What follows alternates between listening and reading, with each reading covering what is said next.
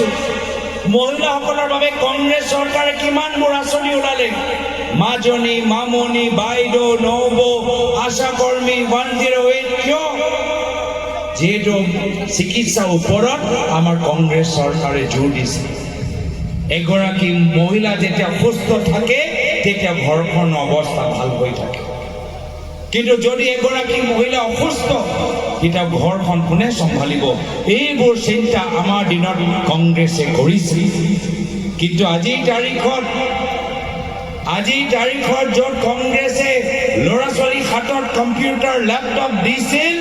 মুখ্যমন্ত্ৰী হিমন্ত বিশ্ব শৰ্মা ডাঙৰীয়া ল'ৰা ছোৱালীৰ হাতত বন্দুক দিবলৈ বিচাৰিছে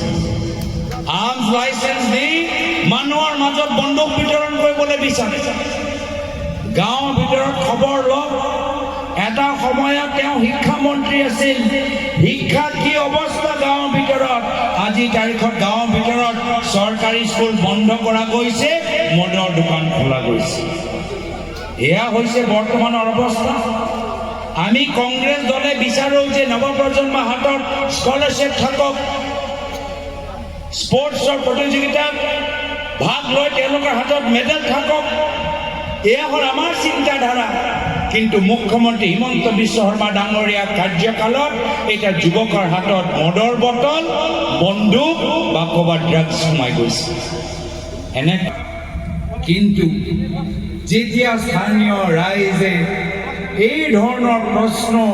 চৰকাৰৰ পৰা সোধে চৰকাৰৰ উত্তৰ হ'ল ৰাইজৰ মাজত সংঘাত সৃষ্টি কৰা ৰাইজৰ মাজত ভয় সৃষ্টি কৰা ৰাইজক ভাবুকি দিয়া পুলিচ পঠাই ৰাইজক মাৰা পিটা এয়া হৈছে তেওঁলোকৰ উত্তৰ এয়া হৈছে তেওঁলোকৰ আদৰ্শ আমি দেখিলোঁ সেইদিনা গোলকগঞ্জত আমাৰ জনগোষ্ঠীৰ জাবিৰ নামত কোচ ৰাজবংশীসকল ওলাই আহিল কিয় যেহেতু তেওঁলোকক এইখন চৰকাৰে কৈছিল যে 6 মাহৰ ভিতৰত জনজাতিকৰণ হ'ব কিন্তু 6 মাহ পাৰ হৈ গ'ল 10 বছৰ হৈ গ'ল এইখন চৰকাৰ নিমাত ছটা জনগোষ্ঠীৰ প্ৰতিনিধিসকলক মাতিব লাগিছিল আলোচনা কৰিব লাগিছিল কিন্তু আলোচনা নকৰাকৈ তেওঁলোকে পুলিচ পঠাই ল'ৰা ছোৱালীক তেওঁলোকে বেয়া একদম বৰ্বৰভাৱে তেওঁলোকে পিটিলে আজি মানুহবোৰ ভয় কৰা নাই মুখ্যমন্ত্ৰীৰ পৰা যদি মুখ্যমন্ত্ৰী হিমন্ত বিশ্ব শৰ্মা ডাঙৰীয়া ভাবে যে অসমৰ ৰাইজে তেওঁৰ পৰা ভয় কৰে এই মঞ্চৰ পৰা আমি তেওঁলোকক জনাবলৈ বিচাৰোঁ যে অসমৰ জনসাধাৰণৰ লগত আজি কংগ্ৰেছ দল থিয় হৈ আছে কোনো পৰ্যায়ৰে হিমন্ত বিশ্ব শৰ্মা ডাঙৰীয়াক ভয় কৰিব নালাগে আৰু সেইটোৱে আমি দেখিছোঁ উজনি অসমত মৰাণ জনগোষ্ঠী তিনিচুকীয়াত ওলাই আহিছে ৰাস্তাত জনজাতি দাবীৰ নামত আজি ওলাই আহিছে কিন্তু তেখেতৰ লগত আলোচনা কৰা কোনো সাহস আজি তাৰিখত মুখ্যমন্ত্ৰীৰ ওচৰত নাই মুখ্যমন্ত্ৰী মাত্ৰ এটাই কথা জানে যে কেনেদৰে আপোনালোকৰ মাজত সংঘাত লগাই যায় আজি আমি ৰকিবুল হুছেইন ডাঙৰীয়া আৰু মই পাতি আছোঁ যে এটা সময়ত এই বিটিআৰ অঞ্চলত কিমান অশান্তি কিমান হিংসা আছিল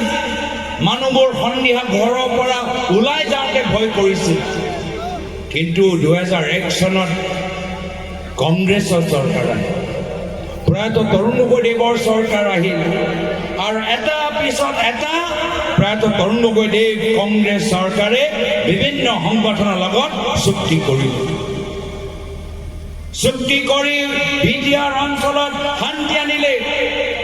বিটিআৰ গঠন হ'ল এনডিএফবিৰ লগত চুক্তি হ'ল বিভিন্ন মানুহবোৰে বন্দুকৰ ৰাস্তা এৰি আমাৰ মেইন ষ্ট্ৰীম ৰাজনীতিত ভৰি দিলে উন্নয়নৰ কামবোৰ আৰম্ভ হ'ল কংগ্ৰেছৰ দিনত ল'ৰা ছোৱালী আজি দেখা পাইছোঁ মই ল'ৰা ছোৱালীক ক'বলৈ বিচাৰোঁ আজি কম্পিউটাৰ যুগ AI যুগ আমাৰ দিনতে কংগ্ৰেছ চৰকাৰ সময়ত মেট্ৰিক পৰীক্ষাত ফাৰ্ষ্ট ডিভিজন পোৱা ল'ৰা ছোৱালীবোৰ